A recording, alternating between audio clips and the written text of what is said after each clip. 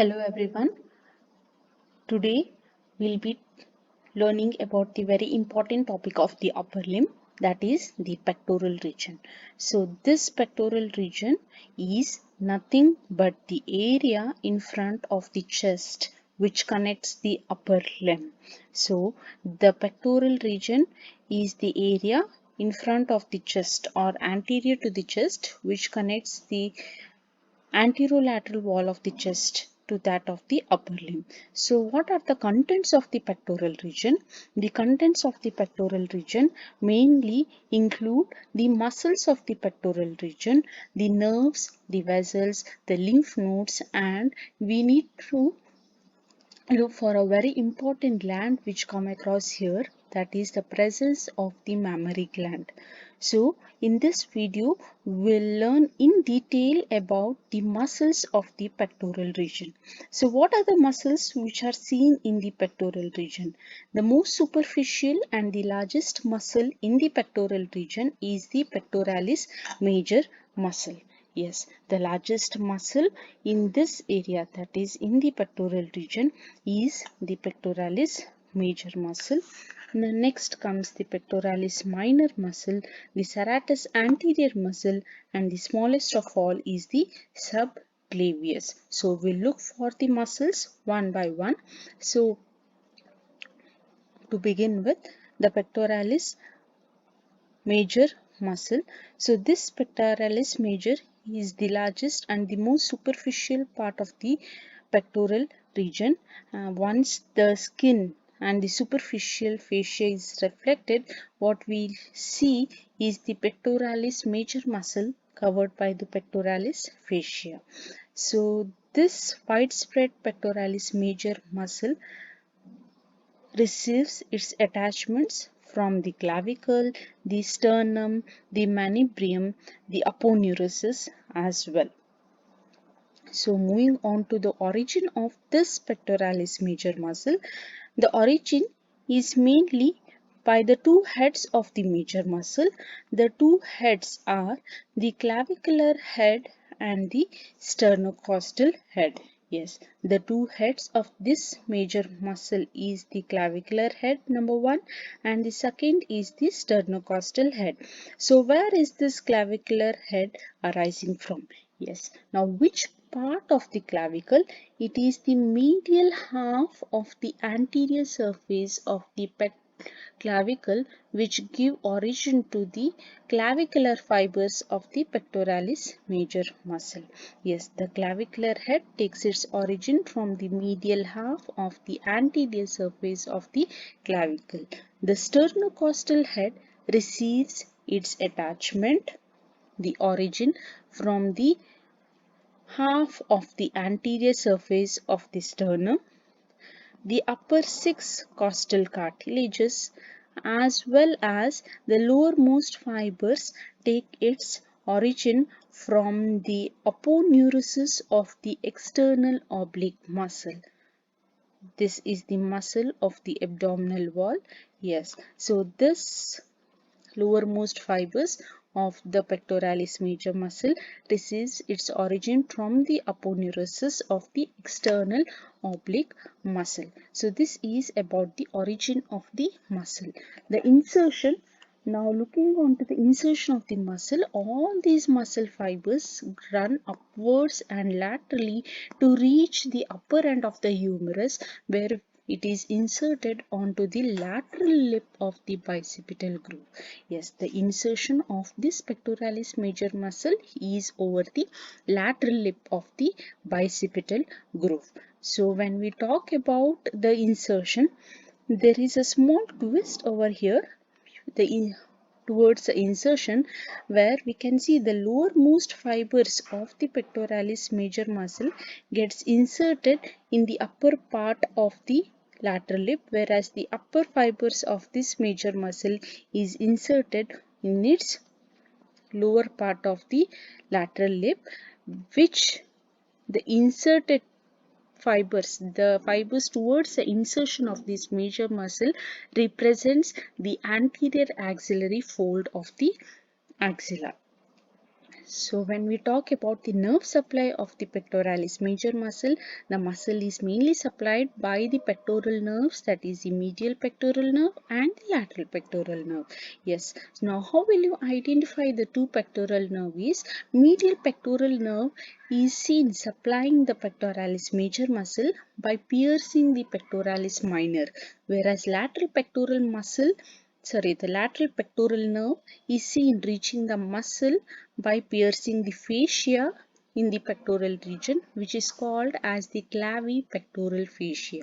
Yes, so both the medial and lateral pectoral nerve is seen supplying the muscle by piercing certain structure.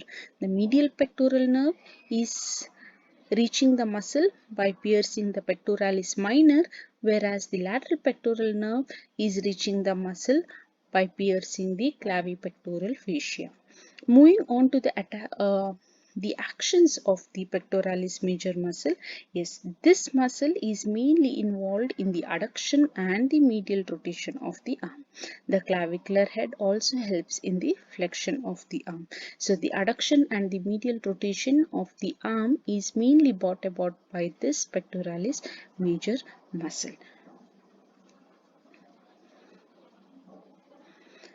So as we already discussed, the medial rotation of the arm and the adduction of the arm is brought about by the pectoralis major muscle.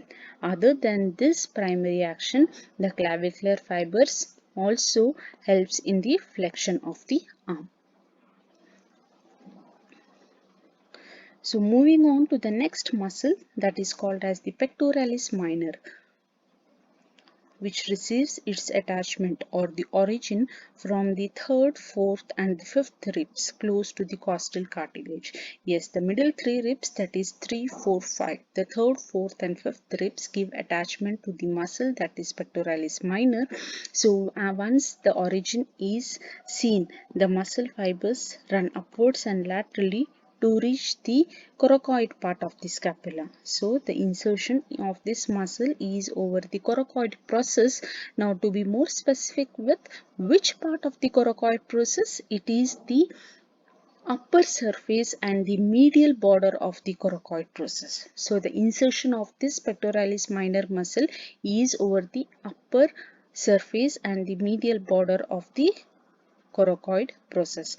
This pectoralis minor muscle is purely supplied by the medial pectoral nerve, and regarding the action, it is mainly involved in the depression of the shoulder.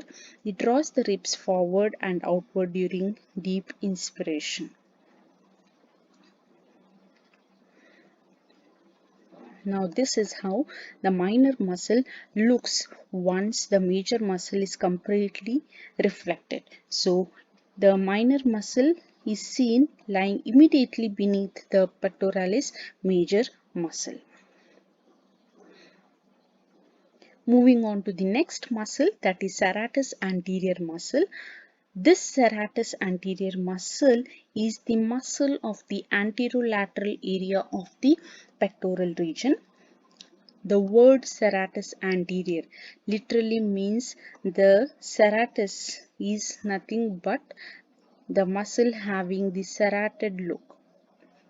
So the origin of the serratus anterior muscle is typically serrated in appearance due to its origin from the upper 8 ribs. Now this serratus anterior muscle takes its origin from the upper 8 ribs. So the upper 8 ribs give our origin to the each digitation of the serratus anterior.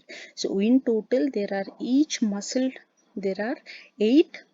digitations which receives its origin from the upper 8 ribs. These digitations unite to reach towards its insertion.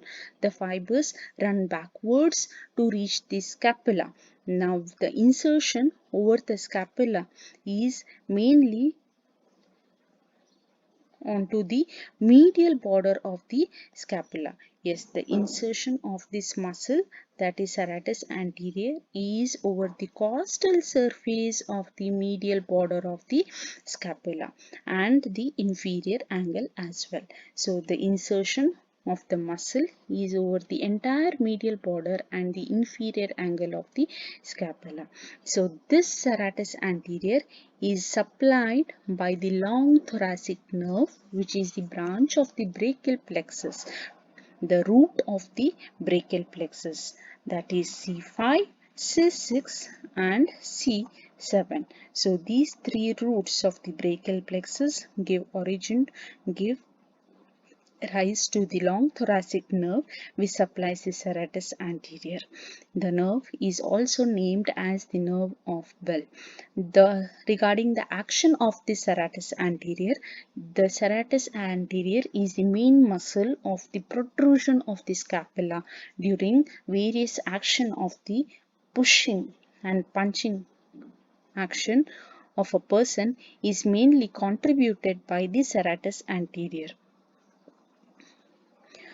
During there is something called as the winging of scapula. What is this winging of scapula? It is a clinical condition seen when there is complete paralysis of the muscle and the loss of action of this muscle due to the injured long thoracic nerve give rise to the winging of scapula. As the muscle is completely paralyzed, it loses its protraction activity. So whenever the person tries to protract the scapula or during various action of pushing and punching, there is undue prominence of this scapula seen, especially the medial border is more prominently appreciated, giving a typical appearance of the bird's wing. Hence the name the winging of scapula has come. The root values involved in the winging of scapula is C5, C6 and C7. So we'll wind up the muscles of the pectoral region by having a small note over the smallest muscle of all, that is the subclavius. As the word itself says, subclavius, that is beneath the clavius, beneath the clavicle. The origin of this muscle subclavius is from the first rib with its junction to the first costal cartilage. The insertion of this subclavius is over the clavicle, that is the subclavian groove of the clavicle, which is seen in the middle 1/3. The nerve supply of the subclavius is mainly by the nerve to subclavius, which is the branch from C5 root of the brachial plexus. The subclavius plays an important role in maintaining the stability of the clavicle. So it steadies the clavicle during various movements of the shoulder joint. So this is about the subclavius. So these are the muscles of the pectoral region. To wind up, I'll have a quick revision about the four muscles. So the four muscles of the pectoral region are the major, that is pectoralis major muscle, pectoralis minor muscle, the serratus anterior and the subclavius. So most superficial and the largest of all is the pectoralis major muscle, having its two heads, that is clavicular head and the sternocostal head, and having its insertion over the lateral lip of the bicipital groove. The minor muscle is immediately beneath the pectoralis major, arising from 3rd, 4th and 5th ribs, and have its insertion over the coracoid process. The pectoral muscles, that is major and minor, receives its nerve supply from the medial and the lateral pectoral nerves. The serratus anterior, as we all very well know, it supplies the back with that of the pectoral region, so taking its origin from the upper 8 ribs and receiving its insertion onto the medial border of the scapula, that is the costal surface of the medial border.